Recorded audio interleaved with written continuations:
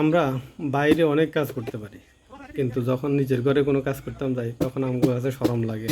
আমরা একটা ভাব নিয়ে থাকি নিজের পরিবারের কাছে, নিজের ঘরের কাজটা কেন করি। আর মহান আল্লাহ তাআলা রাব্বুল আলামিন বলছেন নিজের ঘরের কাজগুলো বেশি বেশি করার জন্য, নিজের পরিবারকে বেশি বেশি করে হেল্প করার জন্য, সহযোগিতা করার জন্য। আমরা সেটা কাজটাই করি না। আমি আমার দৈনন্দিন কাজের পাশাপাশি আমি আমার পরিবারকে সহযোগিতা করার জন্য চেষ্টা করি, যতটুকু আমি পারি সাধ্যের মধ্যে চেষ্টা করি।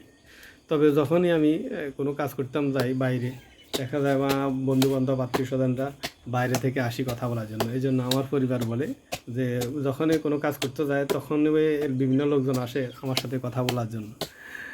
এটা বিরক্ত বোধ করে না, দুষ্টামি করিয়ে কয় যে যখন কোনো কাজ করতাম যাই তখন লোকজন আসে আলো কথা বলার জন্য। এই জন্যই অনেক সময় কাজের মধ্যে দাঁড়াই কথা বলি তাদের সাথে।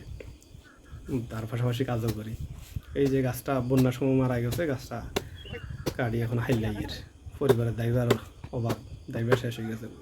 এখন যদি আবার পরিবারের লোকজনের, বিশেষ করে মহিলাদের যদি ঘরের দায়িত্ব না থাকে, তাদের মাথা ঠিক থাকে না। অর্থাৎ রান্নার সবচেয়ে বড় উপকরণ যেটা, সেটা হচ্ছে লার্কি দায়িত্ব। এটা যদি থাকে মোটামুটি তাদের মাজাজ ঠান্ডা থাকে।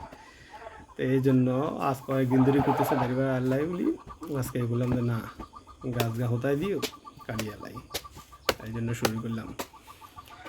আর আপনি যখন কোনো কাজ করবেন, কাজের মধ্যে থাকবেন, তখন দেখবেন আপনার চিন্তা, টেনশন, পেরেশানি এই কিছু এগুলো থাকতো না, কমে যাইব বই।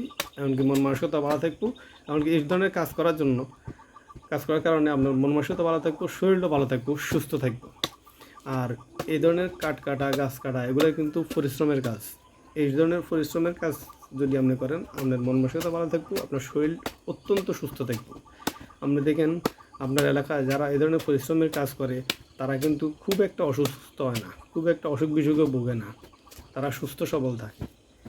অতএব শুধু ফার্মের মুরগির মতো এসির মধ্যে বসে থাকবেন না, ঘরের মধ্যে বসে থাকবেন না, টুকটাক কাজ করবেন, দেখবেন যে আপনার শরীর মন এবং সুস্থ থাকবেন, শরীর মন দুটাই ভালো থাকবে।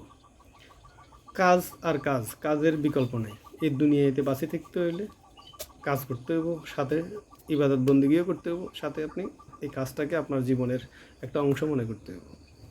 কাজ করেন মন দিল দিয়ে, আর গাছ গাছড়াই লাগাবেন। শুধু কাটলেই তো না, গাছ শুধু কাটিয়েন না, অপ্রয়োজনে গাছ কাটিয়েন না, কারণ গাছ আমাদেরকে অক্সিজেন দেয়। অতএব গাছ রোপণ করবেন, একটা গাছ কাটবেন, দুইটা গাছ রোপণ করবেন। আপনার যতটুকু জায়গা আছে ওইটুকুর মধ্যে রোপণ করবেন। গাছ যত বেশি পারেন রোপণ করবেন, ফল ফলাদি গাছ, দেশীয় ফলের গাছ বেশি বেশি রোপণ করবেন। তাইলে আপনি যদি রোপণ করেন, আপনার সন্তানরা এই ফল ভোগ করব, এটার সুফল পাইব। আমার মা বাবা রোপণ করে গেছে দেখে আজকে আলহামদুলিল্লাহ আমরা অনেকগুলা গাছ ফল ফুল খাইতেছি। কারণ আমরা রোপণ করলে সেই ফল, গাছের ফল খুব সম্ভাবনা কম আমরা ভোগ করতে পারব, আমাদের ভবিষ্যৎ প্রজন্মরা ভোগ করতে পারবো। অতএব বেশি বেশি করে গাছ লাগান।